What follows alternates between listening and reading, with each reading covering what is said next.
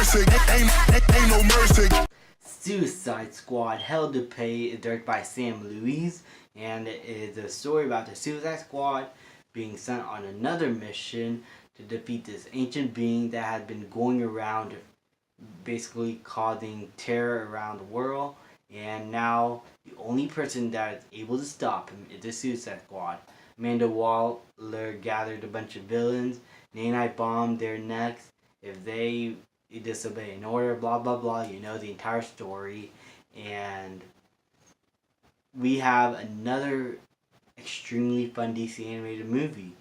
They do so good with their animated films, but they divide so many people on their live action one. It's embarrassing. I don't know how they're able to do that. So if you, I was having a bit of skepticism about this film. With the recent Justice League, which I enjoyed, I didn't know how, if I want to be excited for DC and Warner Brothers on this one, or I am just gonna pass this one.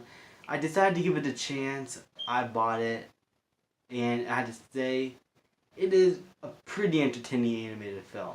It does have a few problems though, mostly on the story line and plot threads that are in the movie. I'll get to that right now.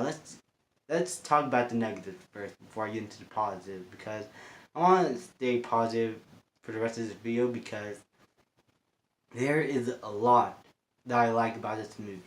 So I'm just going to start with the negatives first. There are a bit of subplots that don't really always mesh well with the actual story itself.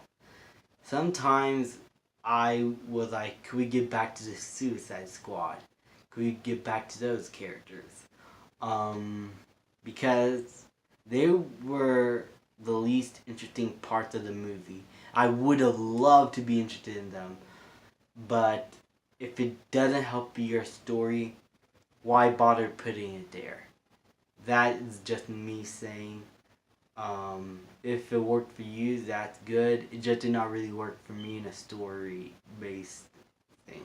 Yeah, it doesn't always mesh well for me. And a few squad members like Bronze Tiger, Cobra, they are a bit, I wouldn't say pointless, but they are pretty much the least interesting members in the squad.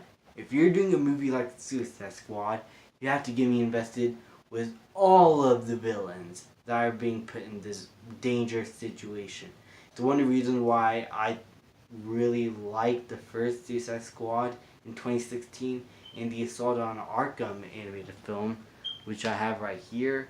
It is a pretty enjoyable movie. I suggest you guys go watch it. It's really fun, surprisingly. And I was invested in all the members in the squad on those movies.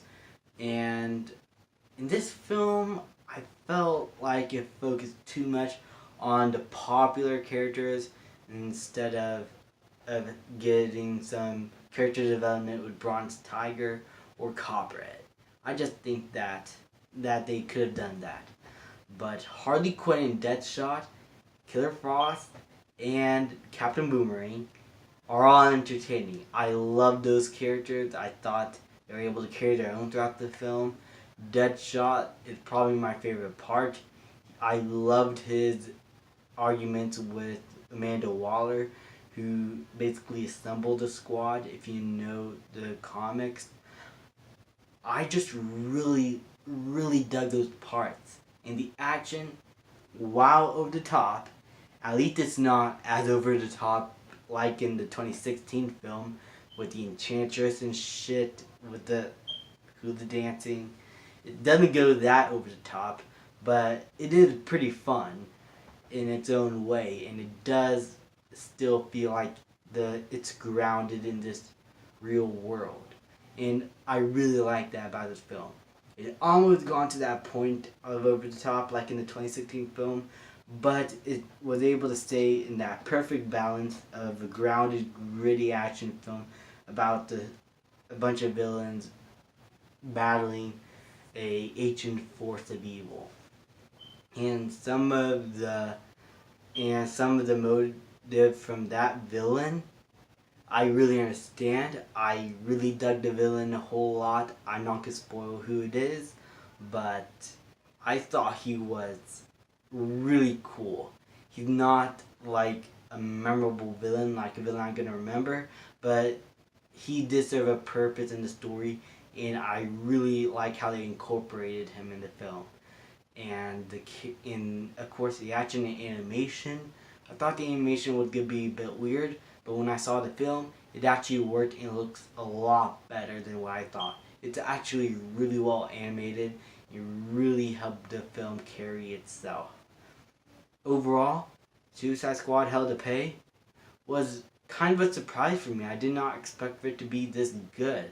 It did have a few plot points that I did not really care about, and Copperhead and Bronze Tiger weren't as developed as I wanted them to, but in the end, I had a really good time with this film, and I'm going to give Suicide Squad Hell to Pay an A-.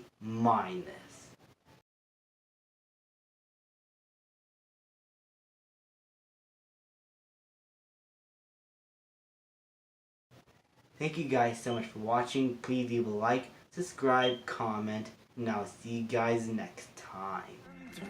I torture you. I'm a slave to your games.